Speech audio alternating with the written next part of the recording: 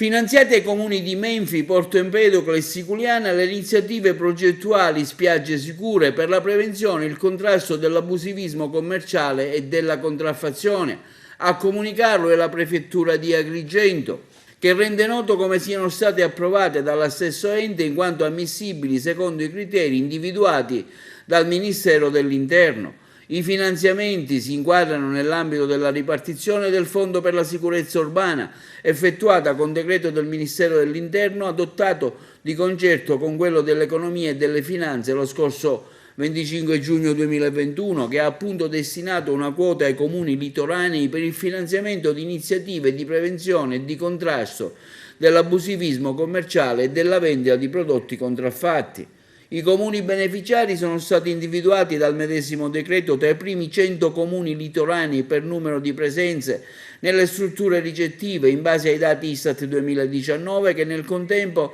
non siano capoluoghi di provincia e abbiano una popolazione non superiore ai 50.000 abitanti e non siano destinatari di analoghi contributi. Nella provincia di Agrigento, pertanto, sono stati individuati i citati comuni che, invitati dalla Prefettura a presentare domanda prospettando le misure e i mezzi che intendessero adottare, potendo destinare il contributo a spese correnti o di investimento, hanno proposto le azioni individuando altresì le aree di più specifico interesse. A conclusione è pervenuta la comunicazione ministeriale di accoglimento e conseguente finanziamento del contributo di euro 21.000 per ciascun comune, che sarà a breve erogato poi tramite della Prefettura. Il Prefetto esprime soddisfazione per il sollecito riscontro assicurato dai comuni interessati nel cogliere l'opportunità del contributo che, sebbene non di rilevante entità, potrà fornire certamente un utile supporto alle azioni sullo specifico obiettivo svolti sui territori, in particolare dalle polizie municipali.